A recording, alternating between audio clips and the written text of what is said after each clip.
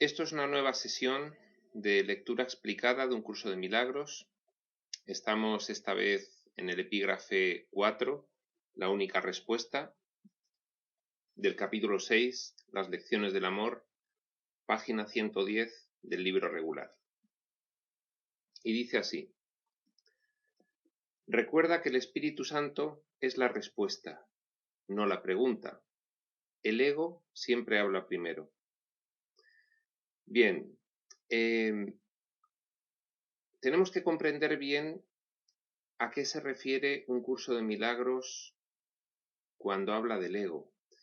Esto lo hemos dicho varias veces en explicaciones anteriores y hoy creo que vamos a lograr comprenderlo y desmenuzarlo detalladamente para saber exactamente cuando el curso habla cuáles son las implicaciones. Cuando el curso habla del ego, cuáles son sus implicaciones.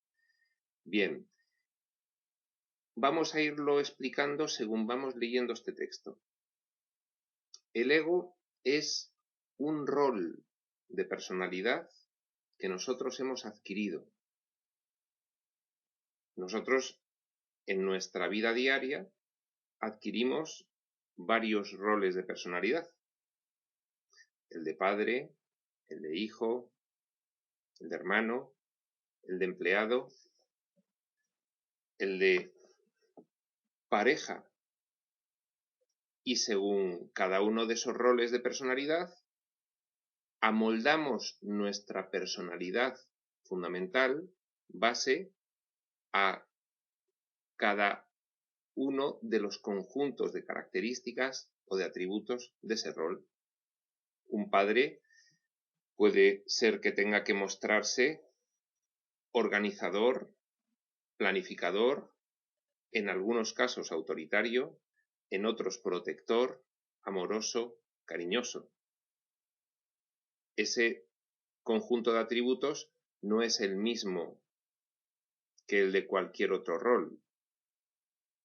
Bien, el rol de personalidad que nosotros hemos adquirido con el ego es un rol de personalidad basado en la oscuridad de los opuestos. La oscuridad de los opuestos sería todo aquel conjunto de cuestiones que son opuestas o contrarias a nuestra naturaleza original. Si nuestra naturaleza original es abundante, el rol de personalidad del ego va a ser escaso. Si nuestra naturaleza original es ilimitada, el rol de personalidad del ego va a tener como característica la limitación. Si nuestro rol de personalidad es incondicional, si nuestra naturaleza original es incondicional, el rol de personalidad del ego es condicionado. Y así sucesivamente. Cuando la mente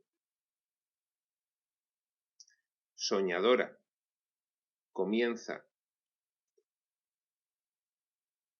a imaginar que se ha separado, sufre un proceso de involución. Ese proceso de involución es la causa de que aparezca un rol de personalidad oscura como es el ego. ¿De acuerdo? Bien, el rol de personalidad egoico realiza un diseño para vivir el sueño. Ese diseño tiene las mismas características, los mismos atributos que ese rol de personalidad. El diseño va a ser para realizar vivencias en las que se experimente la escasez, la limitación, el condicionamiento, el sufrimiento, etc. ¿De acuerdo? Bien. A partir de ese momento, el rol de personalidad egoico pone de manifiesto la ejecución de su plan, es decir, ese diseño, digamos que en una pantalla que sería el mundo físico, entre otros tipos de diseño. El mundo físico es uno de los diseños en los cuales el ego actúa, ¿de acuerdo? Y ahora vamos a ver qué es lo que ocurre en nuestra mente cuando, a pesar de estar identificada con ese rol de personalidad oscura que es el ego, sin embargo, sigue siendo nuestra mente que aún en estado de soñadora, no obstante, sigue siendo esa mente divina, esa mente única, esa mente uno. Bien, nosotros actuamos según somos creados, actuamos individualmente una parte de esa mente uno compartida. Hay una actuación por nuestra parte de esa totalidad de la mente. Cuando comienza el sueño, esa mente está soñando un contenido.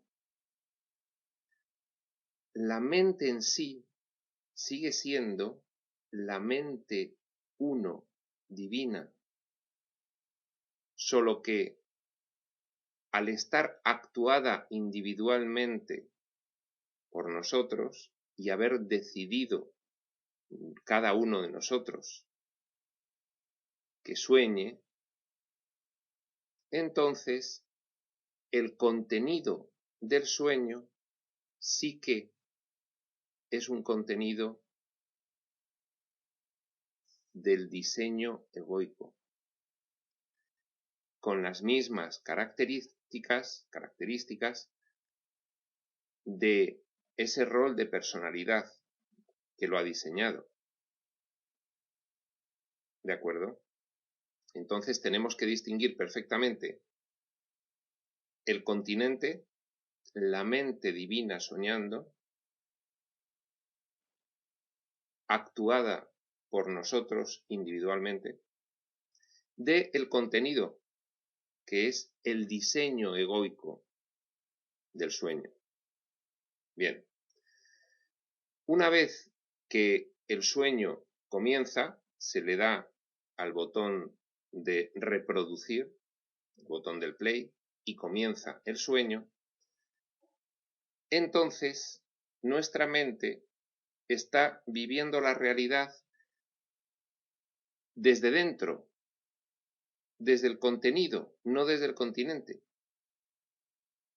De forma que no se da cuenta de quién es, no se da cuenta de que es un espíritu que actúa individualmente en la totalidad de la mente uno divina, sino que, por efecto del diseño, piensa que es un personaje de esa gran obra de teatro que es el contenido del sueño, esa gran obra de teatro caracterizada por el ego. Dado que cuando nosotros soñamos, nos identificamos por efecto de la creencia en la separación a la que da lugar el sueño, con ese rol de personalidad oscuro. Él es el diseñador. Bien, tenemos la mente 1, es la única. Tenemos el espíritu individual que actúa una parte de esa mente. Hasta ahí todo bien. Tenemos la decisión de vivir una experiencia de separación que origina el sueño. Bien.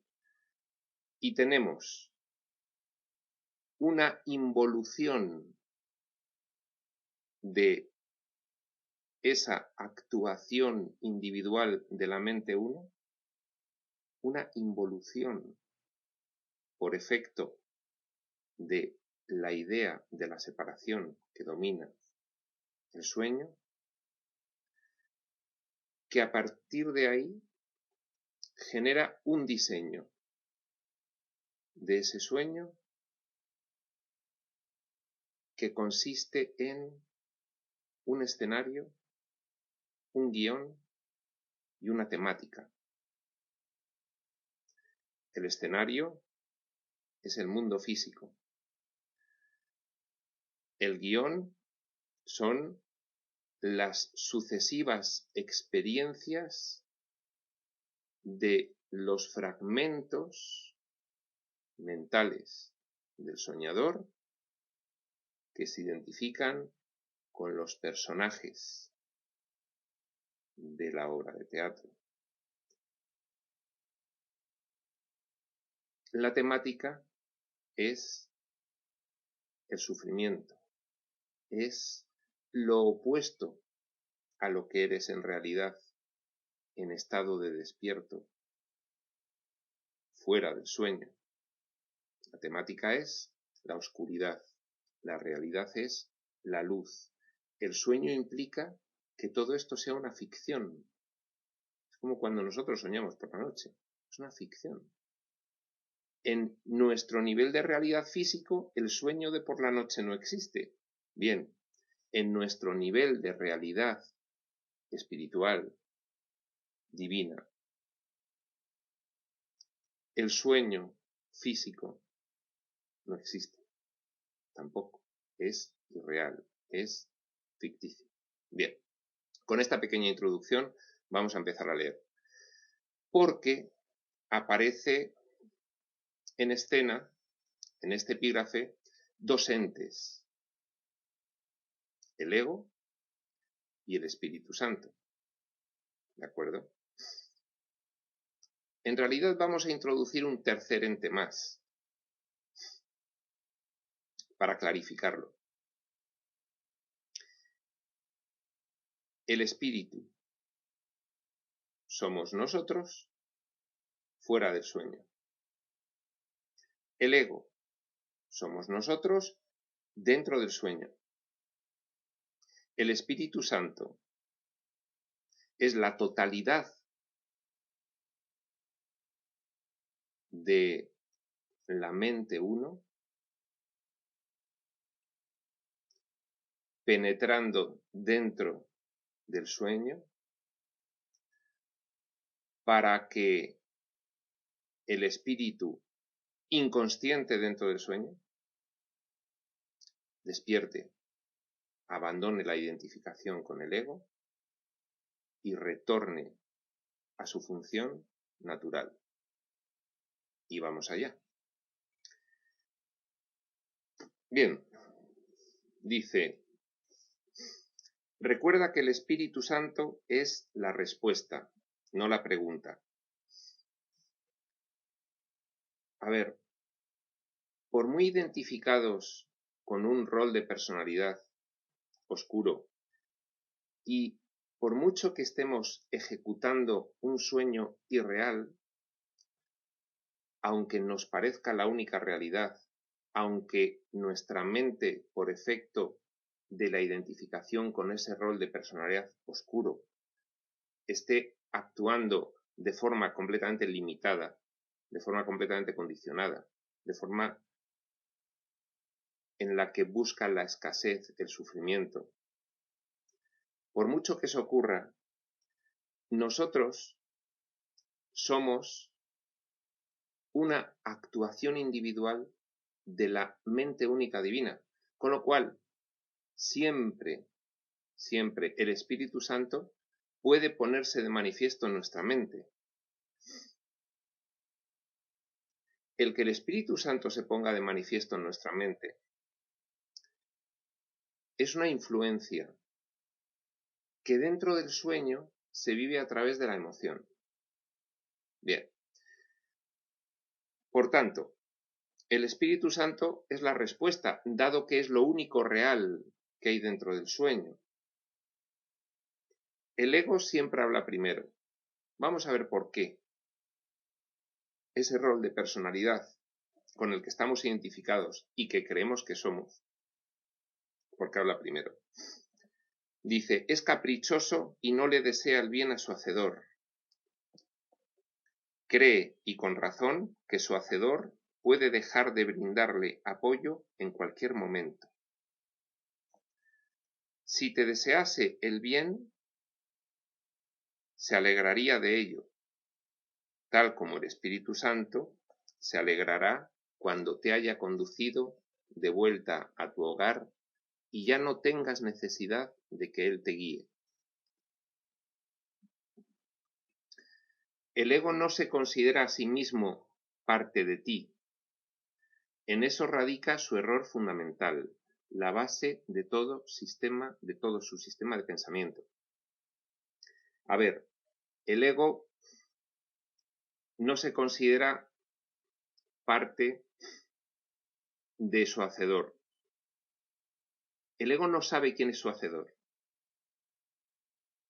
pero sospecha que no le apoya. El hacedor del ego es el espíritu, tras la involución mental que sufre cuando decide soñar con la idea de la separación del padre. ¿De acuerdo? A partir de que aparece ese personaje en ese escenario, y nosotros somos actuaciones de ese personaje en el escenario, ya no recuerda quién es su hacedor, no lo conoce. Lo que pasa es que sospecha. ¿Eso cómo lo vivimos nosotros? De forma inconsciente. Nosotros tenemos una consciencia de vigilia.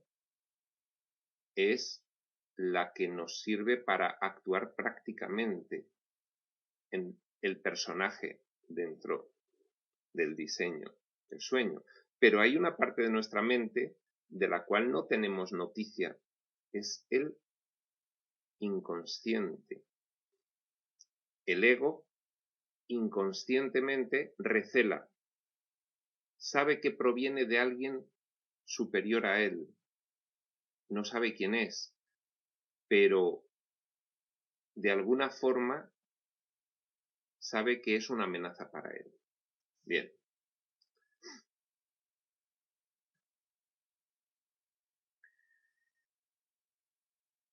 Estas características de ser caprichoso,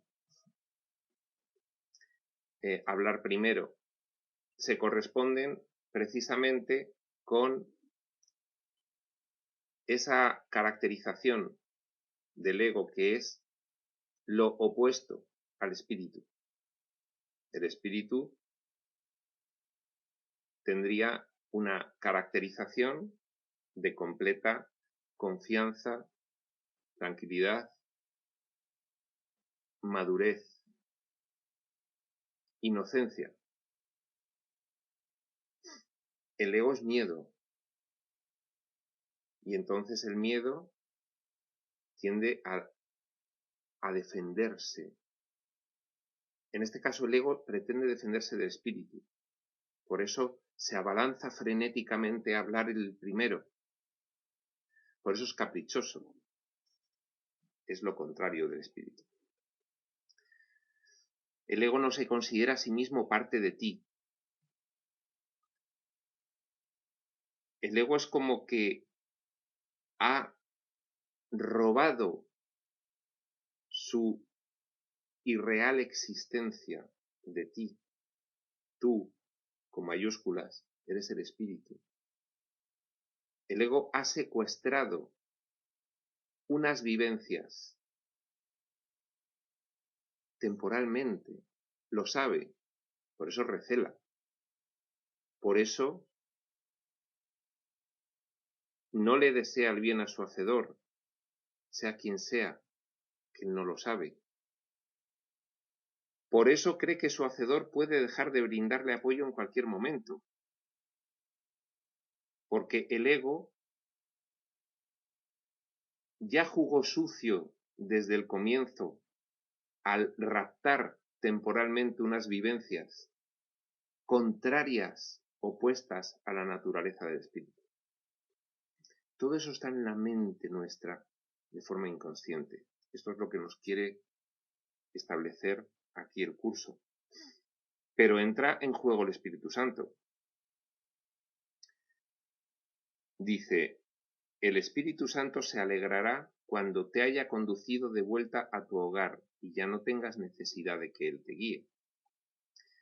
El Espíritu Santo, una influencia divina directamente en tu mente, lo que va a conseguir finalmente es que tú despiertes, te des cuenta de qué es lo que está ocurriendo, le des la espalda a ese rol de personalidad oscura con el que te has identificado, te desidentifiques de la oscuridad y retornes a tu función natural en estado de despierto. Vale. Dice el punto 2. Cuando Dios te creó, te hizo parte de Él. Por eso es por lo que el ataque no tiene cabida dentro del reino. Fíjate, es muy sencillo. En la creación divina solo hay amor. No hay ataque en ningún momento. Por eso no hay lugar a la desconfianza. No hay lugar a la defensa. El ataque no tiene cabida dentro del reino porque no tiene razón de ser. Sigue diciendo, hiciste al ego sin amor y por consiguiente él no te ama. ¿Quién es ese tú que hizo al ego sin amor? El hijo soñador, espíritu que somos, que actúa individualmente, una parte de la totalidad de la mente divina, al decidir vivir una experiencia de separación, enloquece y genera ese rol de personalidad oscura con el cual se identifica. Hiciste al ego sin amor y por consiguiente él no te ama. Cuando después de ese enloquecimiento que supuso creer que habías conseguido separarte de tu padre, cuando después de ese enloquecimiento decidiste emprender la huida con una mezcla de sensación de vergüenza y de rabia, generaste un rol de personalidad a despecho, de forma vengativa, con rabia y con vergüenza, con miedo de pensar que la separación fue real. Hiciste al ego sin amor y por consiguiente ese rol de personalidad que cada uno de nosotros ahora mismo creemos que somos, no ama al espíritu, que es lo que realmente somos. No puedes permanecer dentro del reino sin amor, si estás identificado con el ego, que lo generaste con unas características puestas al amor, no puedes despertar.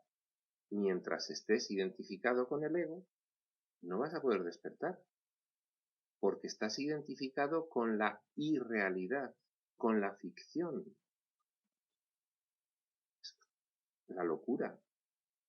¿Cómo podría un loco de remate que le tienen atado y encerrado salir a la calle sin curarse? No podría. Viviría en una irrealidad y no podría interactuar en la realidad.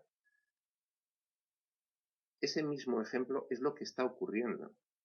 No podemos ahora mismo interactuar con la realidad en tanto que estemos identificados con ese rol de personalidad que generamos con rabia, con vergüenza, con miedo. Tenemos que abandonarlo. No puedes permanecer dentro del reino sin amor, y puesto que el reino es amor, fíjate que aquí está en cursiva. Es que no hay un reino físico, es que el reino es amor, es que es un estado mental amoroso, el reino. Y tu estado mental actual es temeroso, no puedes interactuar en el reino. Es como el aceite y el agua. Y puesto que el reino es amor, crees estar privado de él. Esto le permite al ego considerarse a sí mismo algo separado y externo a su hacedor. Y de ahí que hable en representación de la parte de tu mente que cree que tú estás separado y que eres algo externo a la mente de Dios. Bien, desde el momento en el que surge ese enloquecimiento, el enloquecimiento viene de creer que has logrado separarte de Dios. ¿Cómo no vas a enloquecer si crees que te has separado y que has traicionado a tu Creador? Desde ese momento, tú te refugias en un rol de personalidad. Eso lo vemos todos los días en la descripción que nos hacen de los hospitales psiquiátricos. No, es que ha adquirido la personalidad Hyde. En realidad es Jekyll, pero ha adquirido la personalidad Hyde. Bueno, en esa parábola del Dr. Jekyll y Mr. Hyde, a nosotros nos pasa exactamente lo mismo. Ha adquirido la personalidad ego, el señor espíritu. ¿De acuerdo? ¿Qué ocurre? Que el ego, el Hyde, emerge y entonces se considera a sí mismo independiente de Jekyll. El ego se considera independiente del espíritu. Ni siquiera es consciente de que el espíritu exista, lo sospecha inconscientemente. Igual que cuando aparece Hyde, no tiene noticia de que Jekyll exista, no saben quién es. Lo que pasa es que Hyde dice, yo soy algo independiente, yo soy algo real. Inconscientemente sabe que no es real, y de ahí su miedo, y de ahí su defensa continua de que tiene que ser real. Por eso habla primero, por eso es caprichoso. Esto le permite al ego considerarse a sí mismo algo separado y externo a su hacedor, y de ahí que hable en representación de la parte de tu mente que cree que tú estás separado. De ahí que hable en representación de la parte de tu mente que cree que tú estás separado.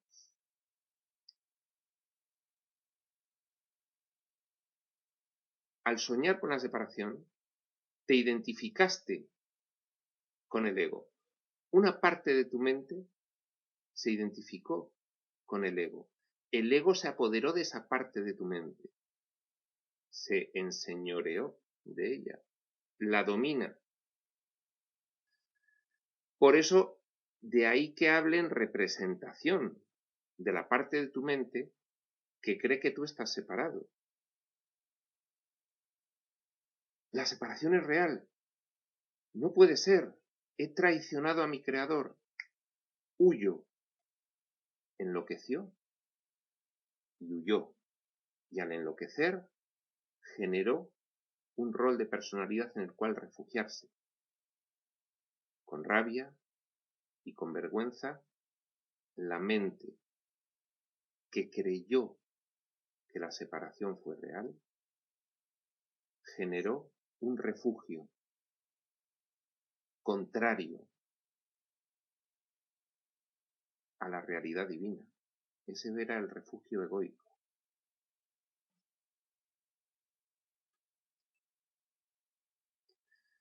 Y de ahí que hable en representación de la parte de tu mente que cree que tú, fíjate, aquí tú también tiene cursiva. ¿Por qué? Porque el tú del que empieza a hablar el ego es irreal. Tú eres el espíritu que está soñando. No ocurre nada más.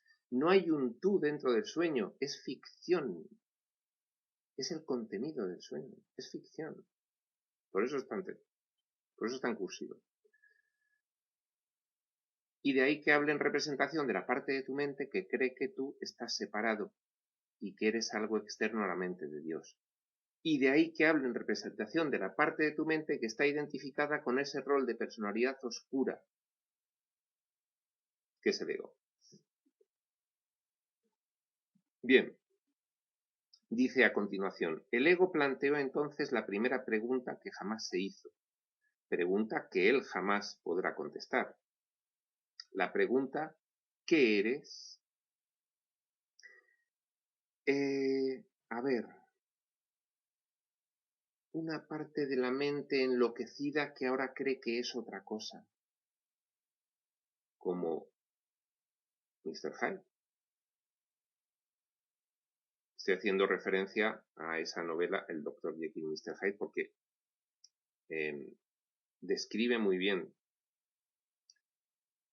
lo que nos intenta explicar un curso de milagros. Un doctor enloquece y a partir de ahí, cuando enloquece, piensa que es otro. Eso mismo nos está ocurriendo a nosotros. Cuando ese otro emerge, también se ve, para los que hayan visto El Señor de los Anillos, también se ve en Gollum. Está Sméagol y está Gollum. Sméagol sería el espíritu y Gollum sería el ego. Es irreal, pero se apodera de la parte de la mente de Gollum que cree que está separada, en este caso. Y entonces, una vez que se apodera, esa escena extraordinaria en la cual habla Sméagol y habla Gollum es muy descriptiva, porque ahí imaginaos a Gollum preguntando, ¿qué eres? Y entonces Sméagol dice, no lo sé. Y Gollum dice, eres yo. Pues eso es lo que hace el ego con nosotros. La pregunta ¿qué eres? Representó el comienzo de la duda. La duda fue lo que acabó de enloquecer completamente a la parte de nuestra mente que ya había empezado a enloquecer pensando que se había separado de Dios. Ya la terminó de enloquecer completamente. Desde entonces, el ego jamás ha contestado ninguna pregunta, aunque ha hecho muchas. Desde entonces, podemos recordar lo que hacía Gollum con Sméagol. Le confundía para que Sméagol creyese que era Gollum. Entonces, al final le decía, ¿solo me tienes a mí?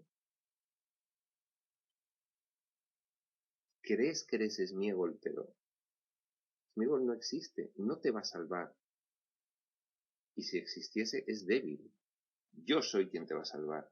Yo, Gollum, yo, el ego, soy quien te va a salvar. A ti.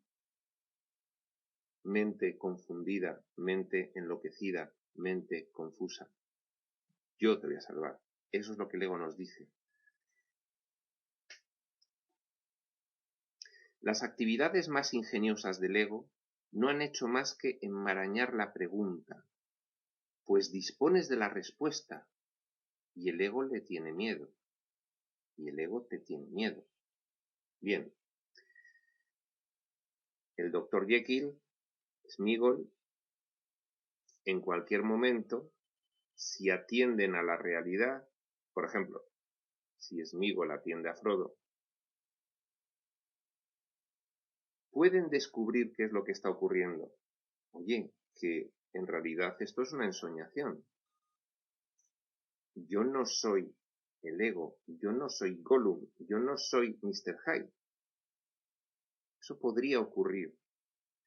Entonces, Mr. Hyde, Gollum y el ego tienen que ingeniárselas para mantenerte confundido, para que no llegues a la respuesta. Porque en realidad, si vuelves a la parte de tu mente cuerda, vas a llegar a la respuesta. Pero eso no le interesa a ese rol de personalidad enloquecido que ha nacido. ¿De acuerdo? Las actividades más ingeniosas del ego no han hecho más que enmarañar la pregunta ¿de qué eres? Porque ante la pregunta de qué eres, tú podrías descubrir, me acabo de acordar que soy el espíritu y estoy viviendo una irrealidad que no tiene sentido.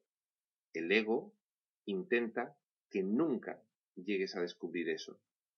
Por eso, el ego, maquiavélicamente, hace uso de la única mente que está en juego, que es la gran mente divina, y de su poder, para diseñar un escenario, un guión y una temática tan sofisticados y tan encantadores que a los pobres Dr. Jekyll, Smigol y el espíritu soñador no les sea posible darse cuenta de que no es real. Las actividades más ingeniosas del ego no han hecho más que enmarañar la pregunta, pues dispones de la respuesta y el ego te tiene miedo. En realidad dispones de la respuesta. Fijaos, vamos a introducir aquí un factor para comprender qué es el Espíritu Santo. Dios mismo permitió el sueño. Dios mismo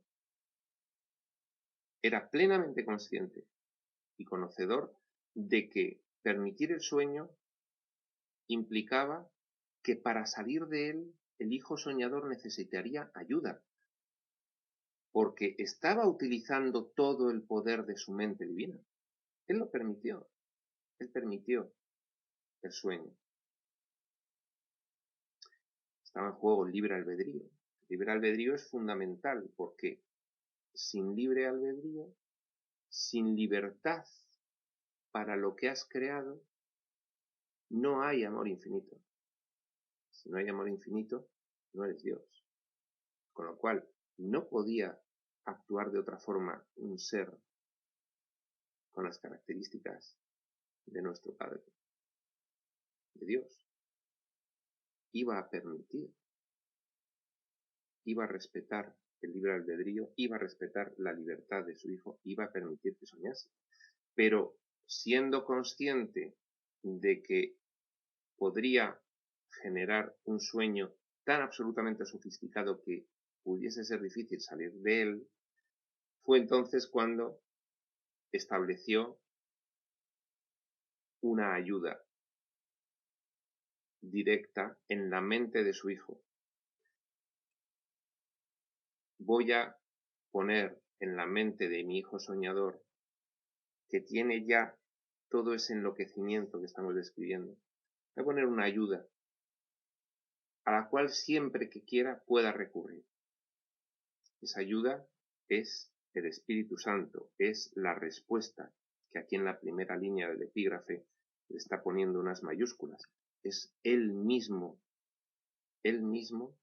una manifestación divina del Padre puesta dentro del sueño, ese es el Espíritu Santo, para mostrarnos nuestra verdadera naturaleza desde el momento en el que nosotros decidiésemos inconscientemente para el personaje empezar a mirar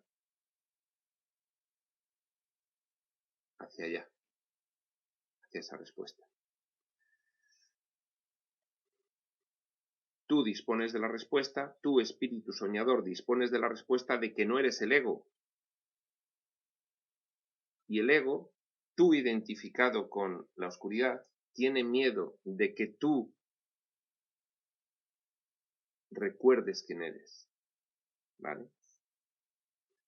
Gollum, Hyde, el ego, tienen miedo de que Sméagol, el Dr. Jekyll y el espíritu, el hijo soñador, recuerden quiénes son en realidad y se acabe esa parodia de la doble personalidad. Dice el punto 3. No podrás entender el conflicto hasta que entiendas plenamente el hecho fundamental de que el ego no sabe nada. Te lo has inventado. El ego no sabe nada. El ego es una parte de ti enloquecidísima. En la última planta del hospital de enfermedades psiquiátricas más profundas. Ahí es donde estaría el ego. No sabe absolutamente nada. Ha emergido debido a tu locura. Te puedes dar cuenta de qué es lo que está ocurriendo. No podrás entender el conflicto hasta que entiendas plenamente el hecho fundamental de que el ego no sabe nada. Sale Gollum, sale Hyde. Son recreaciones de una mente enferma. ¿Qué es lo que van a saber? Nada más que saben de las locuras de la mente enferma que los ha recreado. No saben nada de la realidad. El ego no sabe nada. El ego es una recreación que tú has hecho en estado enloquecido. Nada más. Aquí cuando estamos leyendo un curso de milagros, estamos empezando a atisbar algo de la realidad de lo que está ocurriendo. Y el resto de egos, cuando nos observan, dicen, pues están locos. Claro, desde aquí no se sabe nada. Y aquí estamos empezando a ver un poco de luz y de verdad. Dice, el Espíritu Santo no es el que habla primero, pero siempre contesta. Todo el mundo en uno u otro momento ha acudido a él, con mayúsculas, al Espíritu Santo, para de una u otra forma obtener ayuda y él ha contestado. Puesto que el Espíritu Santo responde de verdad, responde para siempre, lo cual quiere decir que todo el mundo dispone de la respuesta ahora mismo. Bien, este párrafo, este punto 3, nos intenta exponer para que comprendamos lo que ocurre, qué está pasando en nuestra mente. En nuestra mente ocurre lo siguiente.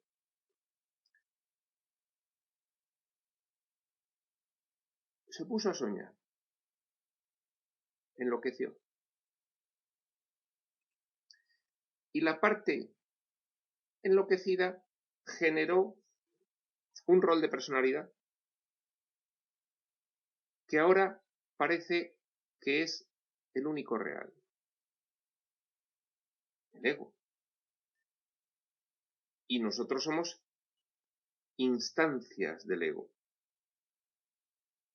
Con nuestras vidas, nuestros cuerpos. Soy Iván Rodríguez, prospecto de UCM. Eso es el ego, en estado puro. ¿De acuerdo? Bien. Pero hay otra voz en esta mente, que es la mente del personaje, dentro del sueño, actuando la obra de teatro, hay otra voz.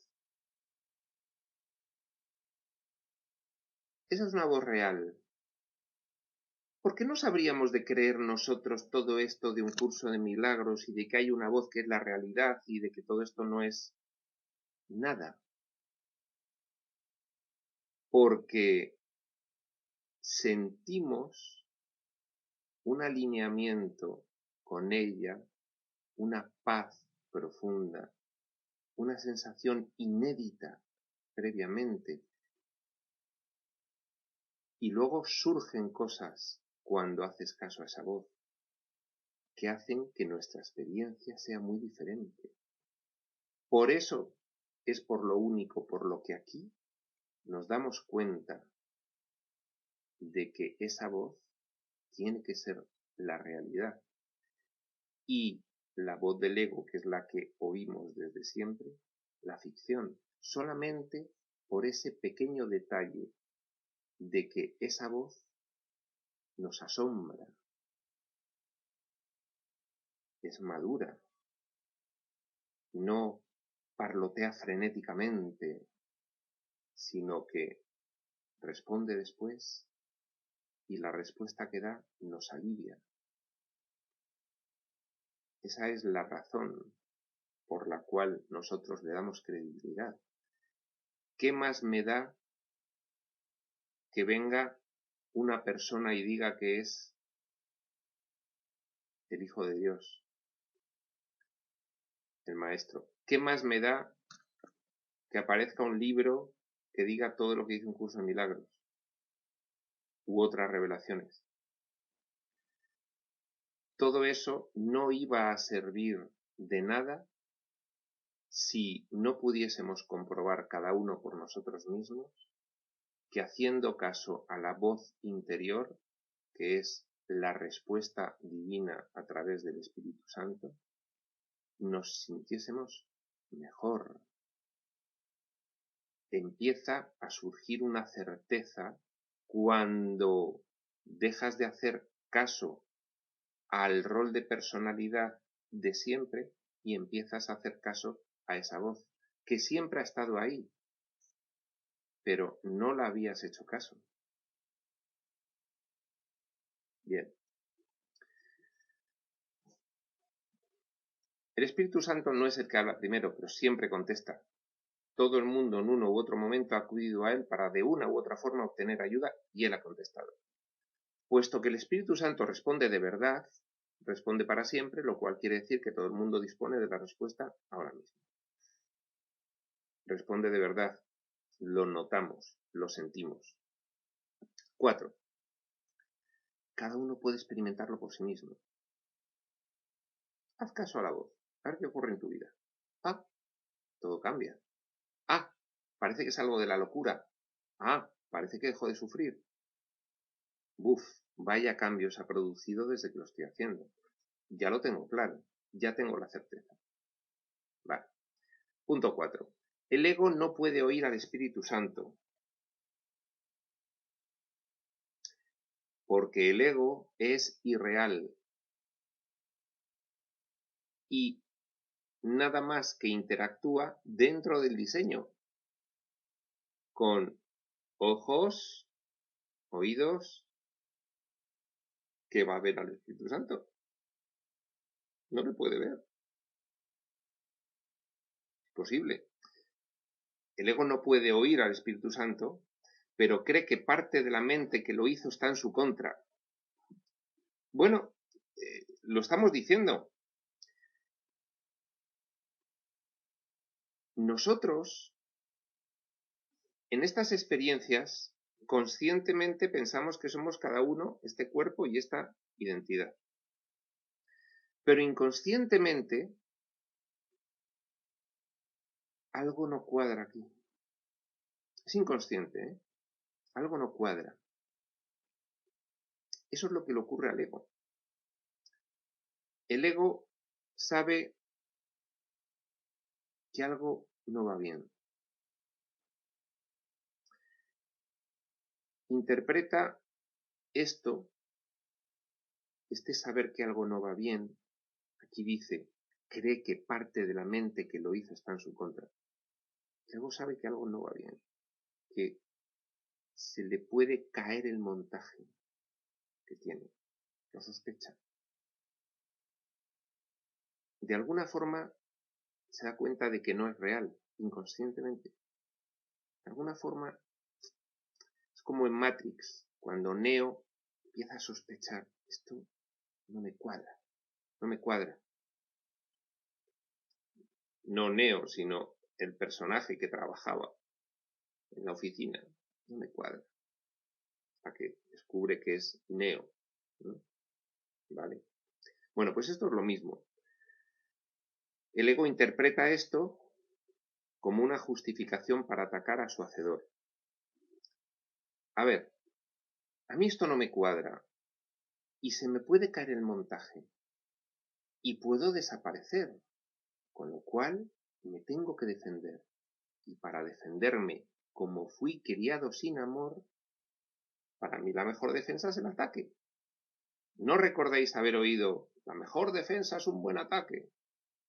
O el que pega primero pega dos veces. Esas son frases del ego. Completas. Entonces el ego sospecha que no es real. Sospecha que la mente que lo hizo puede retirarle identificación. Y entonces deduce, me tengo que defender. Y para eso voy a atacar. Interpreta esto como una justificación para atacar a su hacedor. Oye, que mi hacedor, es decir, la mente que se ha identificado conmigo y que cree ciegamente que soy yo, está empezando a darse cuenta de que no, me tengo que defender. Ahí vienen, cuando se estudia espiritualidad profunda, esas resistencias que notamos, esos puntos ciegos de no darnos cuenta de algunas cosas evidentes para los demás, esas barreras, esos obstáculos que tenemos para poder poner en práctica estos conceptos sencillos intelectualmente, pero que no acabamos de ponerlos en práctica. Esa dificultad en hacer los ejercicios, uno cada día durante 365 días. Todo eso es el ego defendiéndose de su desaparición. Cree que la mejor defensa es el ataque y quiere que tú creas eso también. A no ser que lo creyeses, no te podrías poner de su parte. Fíjate, cree que la mejor defensa es el ataque y quiere que tú, este tú, es el hijo soñador. Es la única realidad que hay aquí. El hijo soñando. El hijo con mayúsculas es real. El hijo soñando es la única realidad.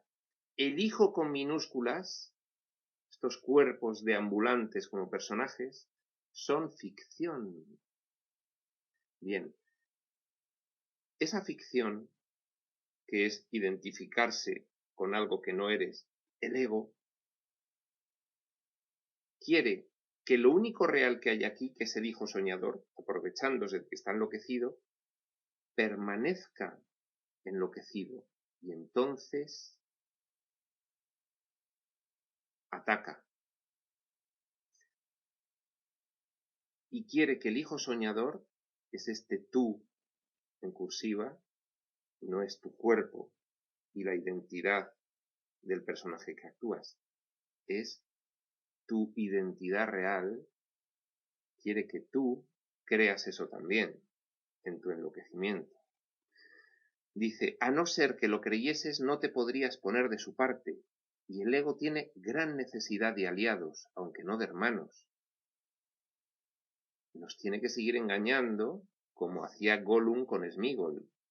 Sméagol, solo me tienes a mí. Frodo y Sam quieren tu mal. Yo te voy a proteger.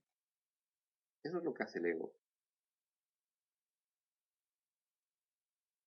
El ego le dice al hijo soñador, no te fíes de esa voz que crees que escuchas, la del Espíritu Santo.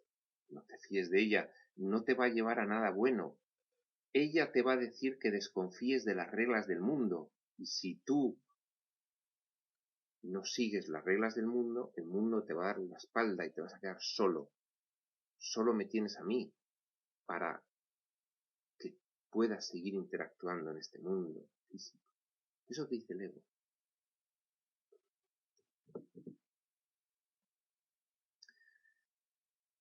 A no ser que lo creyeses, no te podrías poner de su parte. Y el ego tiene gran necesidad de aliados. Claro, porque si no desaparece, aunque no de hermanos. Porque no está creado con amor, no sabe lo que es la fraternidad. En este mundo, ¿qué es lo que ocurre? Desconfianza, intereses contrapuestos, lo mío, antes que compartir. Sí, también se nota la influencia del espíritu, pero echa un vistazo a la historia de la humanidad y mira todavía lo que sigue pasando a lo ancho del mundo. Una locura.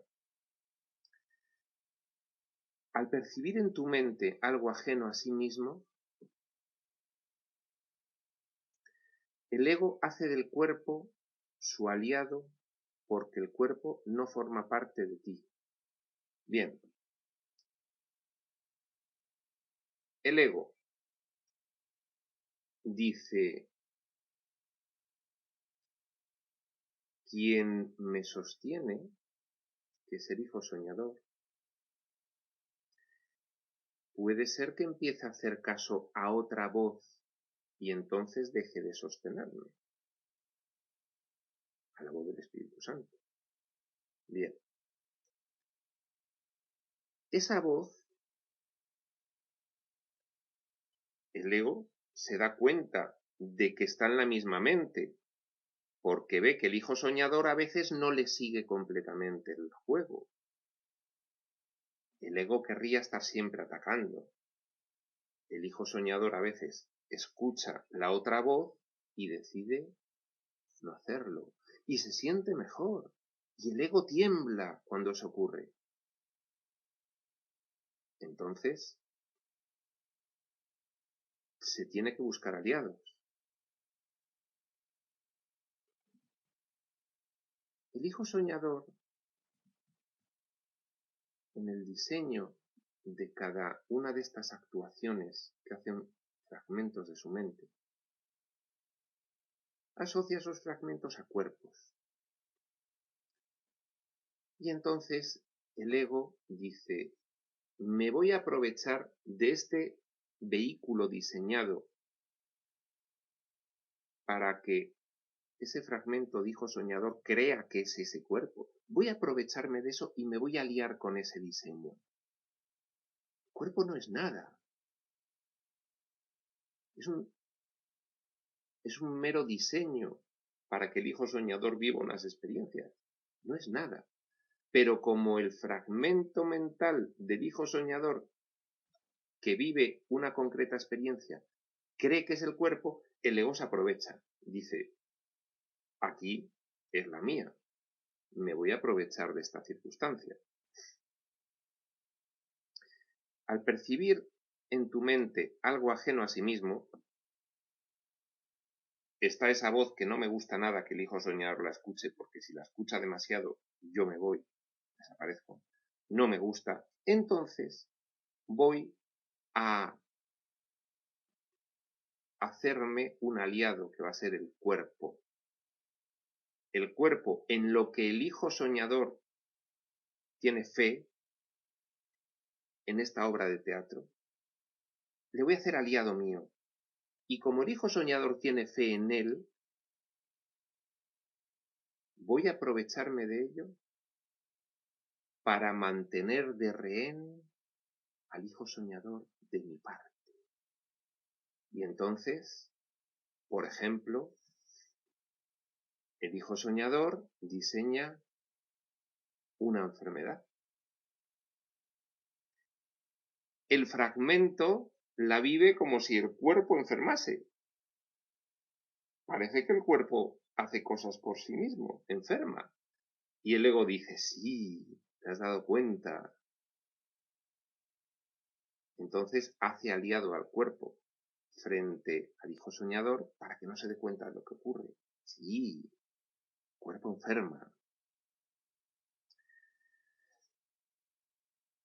Al percibir en tu mente algo ajeno a sí mismo, el ego, al percibir el ego en tu mente algo ajeno a sí mismo, hace del cuerpo su aliado porque el cuerpo no forma parte de ti. El hijo soñador, al vivir estas experiencias, cree que el cuerpo va por libre. Ha enfermado.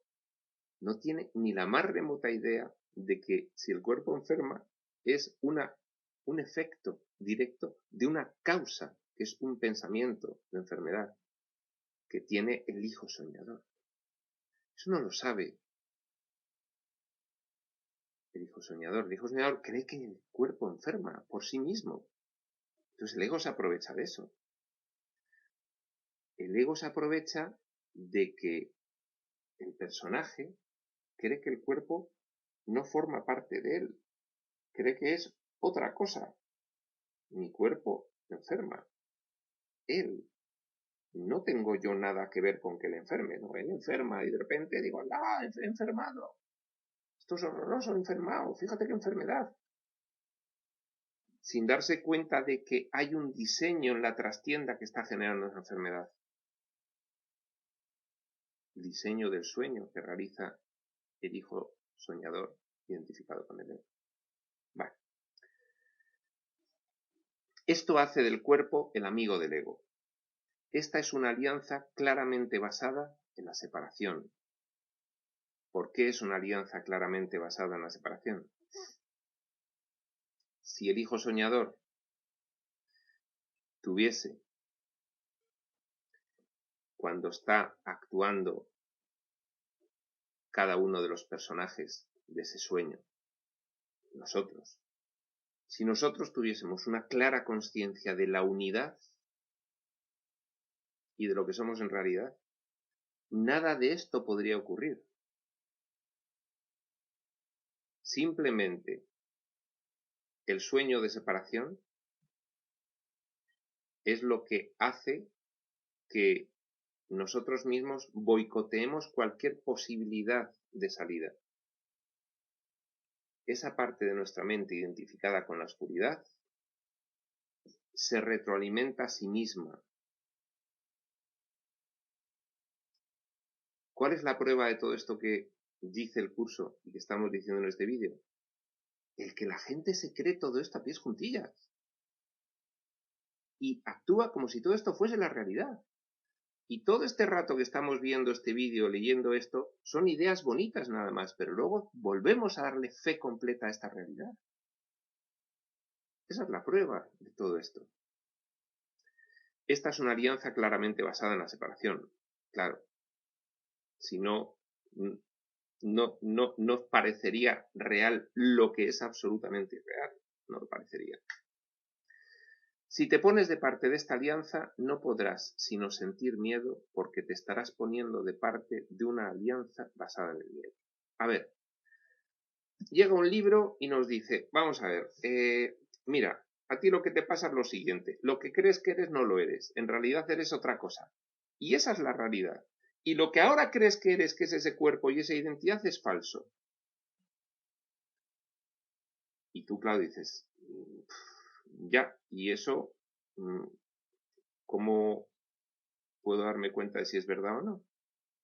Atiende a la voz del Espíritu Santo en tu mente y a ver qué ocurre. Y, amigo, ahí sí, cuando empiezas a atender a esa voz y a poner en la práctica de tu vida diaria, en cada escena de la obra de teatro, un guión con una temática diferente, ves cambios. te sientes mejor y te puedes dar cuenta de que finalmente todo esto es un diseño irreal. Ahí el ego se va a batir el cobre a muerte, porque le va su vida en ello. Aquí lo vamos a dejar en este punto 4 al final. En esta primera parte continuaremos la siguiente sesión con el punto 5 con respecto al UCM.